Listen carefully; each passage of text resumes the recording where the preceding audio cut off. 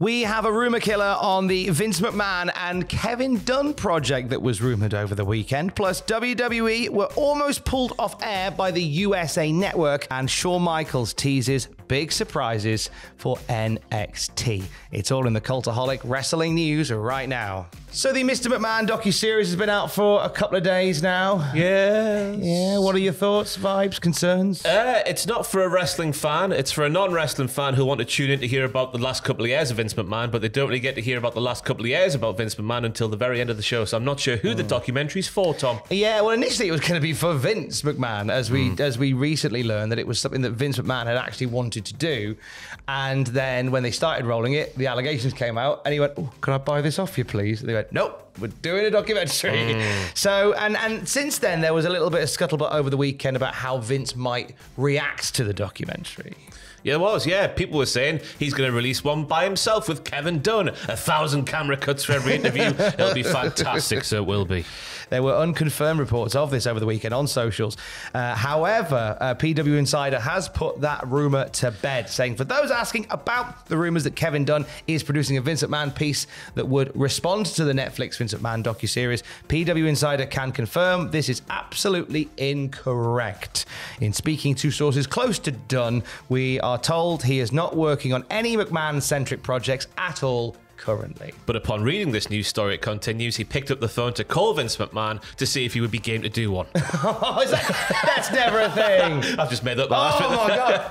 But you can see it happening, couldn't you? Do you know what? There is, if there is this little element of smoke, then I could see them because they were friends forever, weren't they? Vince and Kevin Dunn. They were like 1 and 1A. Yeah. Well, Kevin's dad did some good things for Vince back in the day with a fire and whatnot. Well, what the old story was back in the day, and obviously Vince stood by Kevin Dunn for all these years, despite the bollocks he was producing on TV. So yeah, you could definitely see them working again in some capacity. And why not a documentary with Vince trying to clear his name? I imagine it would be like, you know, that episode of The Simpsons where Montgomery Burns does a movie for that movie festival. Not seen it. If you know, they'll all know. You know.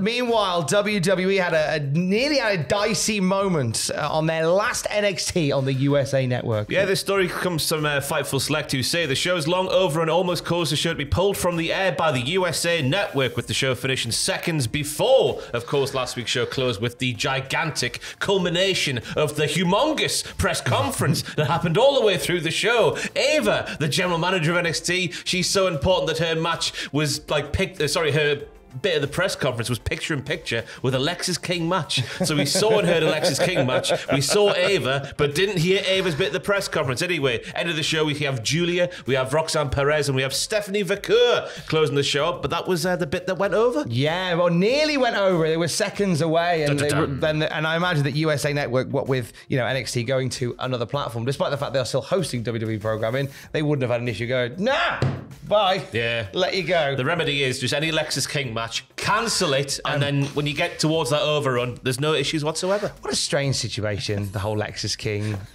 situation is. We like laughing at him on the Cultaholic Wrestling podcast, available every Friday, wherever you get your podcast from, because he is really rubbish. But it's lovely, Tom. In 2024, most, if not all, wrestlers are good.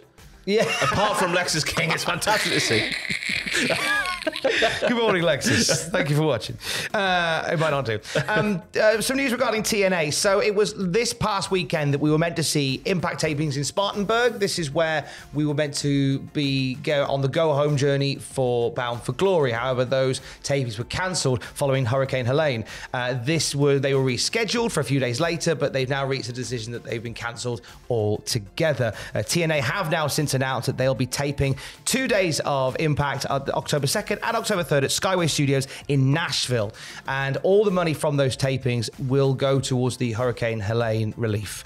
And Fightful have said that they tried their absolute best to make these tapings happen. Yeah, Fightful say TNA went above and beyond to try and get the tapings in, starting with Friday all the way to next Tuesday as they serve as the build for Bound for Glory. TNA put heavy promotion into the tapings, having the Hardy Boys travel to Spartanburg early and do the media rounds. Some staff that were already on the scene faced a rough situation as power went out in the hotel they stayed at.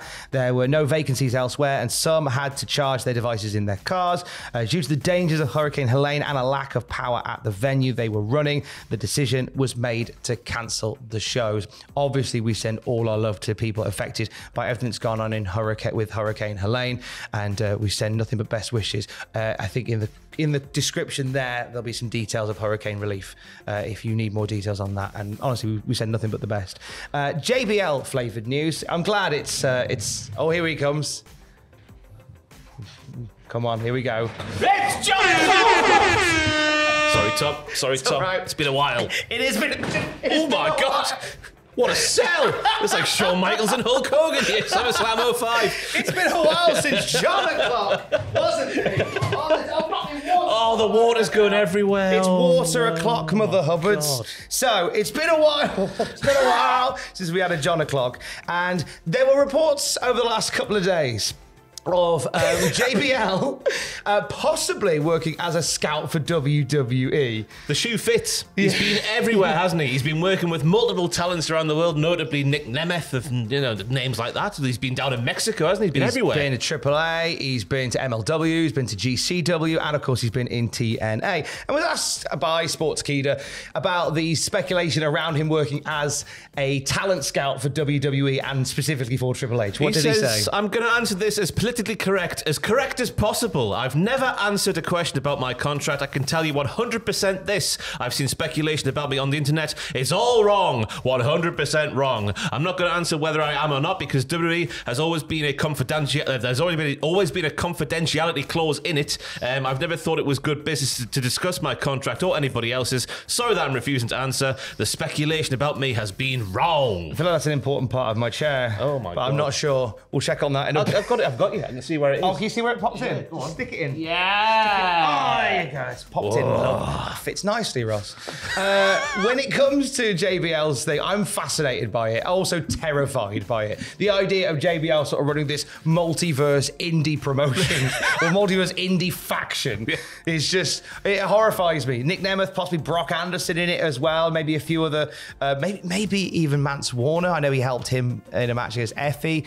Oh, terrifying thought. I love the answer as well. Just keeps the little ooh, is he not? Ooh, who knows? Yeah. He's proper worker as JBL. He knows how to play the game. Let's dip into NXT once more. Ahead of the debut on the CW, Shawn Michaels was bigging up the NXT women's division, and in doing so revealed that there's some surprises coming. Yeah, he's been speaking to the Sports Illustrated, saying the best stacked women's roster in all of the world, if you ask me. Roxanne Perez, Kalani Jordan, Jada Parker, and then of course two of the hottest free agents in all the world. Are they free agents? Julia and Stephanie Vaquer. There are other big surprises coming down the pike. If you thought we were stacked before, you haven't seen anything yet, and that goes on both sides of the roster. Hikuleo is coming. Look busy. Who are there any rumoured like free agent names on the men's side of the roster? In terms of people that are, and there's Hikuleo. Yeah, that's it. What more do you need? Obviously, there was stuff about the Lucha Brothers, but that's been all over the place. But they're obviously not in a position to leave yet. And even so, the talk is they're going straight to the main roster. There's the Motor City Machine Guns, who have been very heavily connected with NXT. Chances are they'll kind of bring them in as sort of player managers for the tag division in NXT. So those are the big ones, really, on the men's side. That and of course Hikuleo. But on the women's side, Jordan Grace is the first name that springs to mind.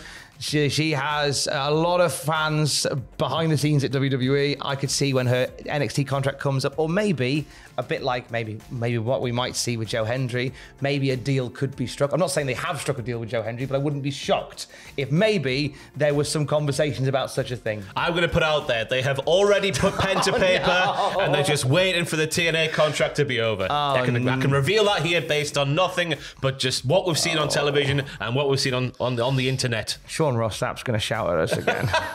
I'm not saying Sean said, I'm just saying based off NXT TV, based off Jordan Grace's Twitter feed, her Instagram profile. She's a WWE superstar in all but current name. It feels like that is certainly the way that it's going. Some names to keep out and I'll keep an eye out for. But tomorrow, your favourite wrestling show of the week has its biggest night out ever in Chicago. What can we expect? It's up there, Tom. It's not the biggest night It's ever. surely their biggest night out. It's not a stand and deliver weekend, but it's getting close anyway. Street Fight, Wesley taking on Zachary Vance of TNA fame. He's just a TNA wrestler. Wes Lee's a WWE superstar. Effing Bollocks. I was meant to say F and S all over this place because on last week's NXT, Tom, they dropped multiple, and I mean multiple Fs and S's. Oh, My man. ears are burning.